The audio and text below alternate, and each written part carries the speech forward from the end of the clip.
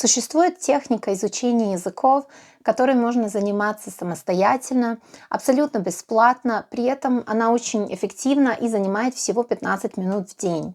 Она называется shadowing, и сегодняшнее видео именно о ней. Что такое shadowing? Само слово происходит от английского shadow, что значит тень. Суть техники в том, что вы становитесь как будто бы тенью говорящего и стараетесь максимально точно повторять за ним. В зависимости от уровня вы можете варьировать объем повторяемой информации, а также выбирать между синхронным и последовательным шадоуингом. Примерная схема работы такая. Первое. Выберите материал. Это может быть что угодно. Подкаст, видео, отрывки из фильмов или сериалов. Главное, чтобы вам лично было интересно. Вначале лучше берите короткие материалы до 5 минут, а со временем можете постепенно увеличивать длительность. Дальше. Прослушайте материал один раз целиком. Оцените общий уровень сложности. Насколько быстро говорит спикер, насколько вам лично понятен словарный запас и грамматика.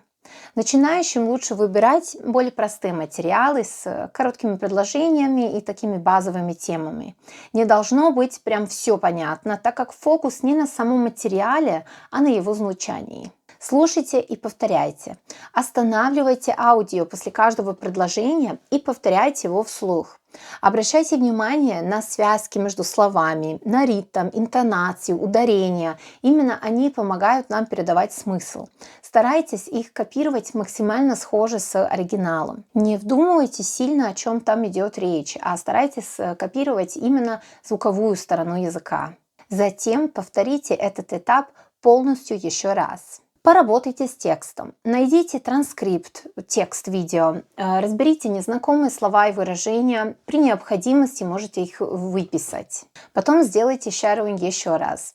Повторение играет ключевую роль в этой технике. Чем чаще мы повторяем один и тот же материал, тем более автоматической становится наша речь. Также повторение помогает лучше закреплять новые слова и выражения в долговременной памяти.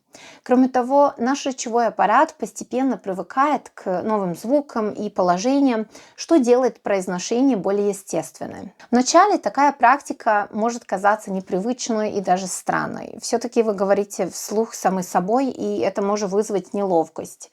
Из-за этого появляется желание говорить тише, бормотать или повторять как-то без эмоций.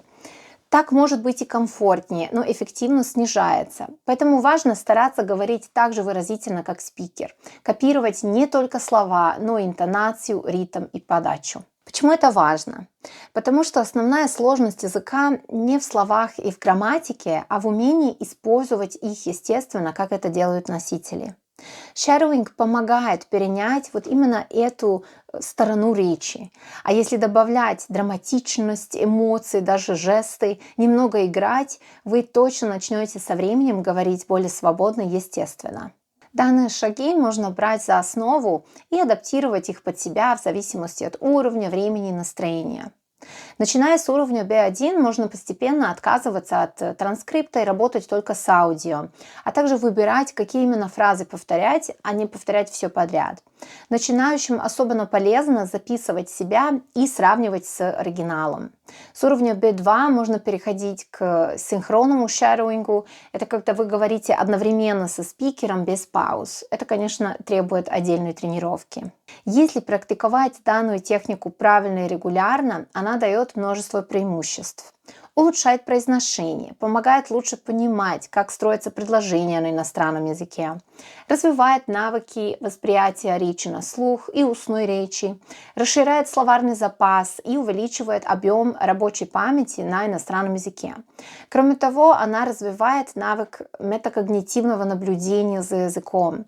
Проще говоря, это способность одновременно говорить и отслеживать, как именно вы говорите, что помогает лучше формулировать свои мысли на ходу. Из минусов можно отметить разве что один. Поначалу вы можете чувствовать себя немного неловко, а сама практика может утомлять с непривычки. Но это быстро проходит, особенно когда появляются первые результаты. Чтобы их увидеть, важно заниматься ежедневно, хотя бы 2-3 недели подряд. Попробуйте брать по 5 новых роликов в неделю, то есть делать ролик в день, а на 6-7 день повторять уже пройденный материал. Результаты могут приятно удивить. В целом, shadowing — это простой, доступный и при этом очень эффективный способ прокачать язык без лишних ресурсов и затрат. Он помогает не только лучше понимать речь, но и постепенно приближает вашу собственную речь к естественной манере носителей. Самое важное здесь — это регулярность и вовлеченность. Даже короткие, но ежедневные занятия дают заметный результат. Со временем исчезает неловкость, появляется уверенность, а ваша речь становится более свободной и выразительной.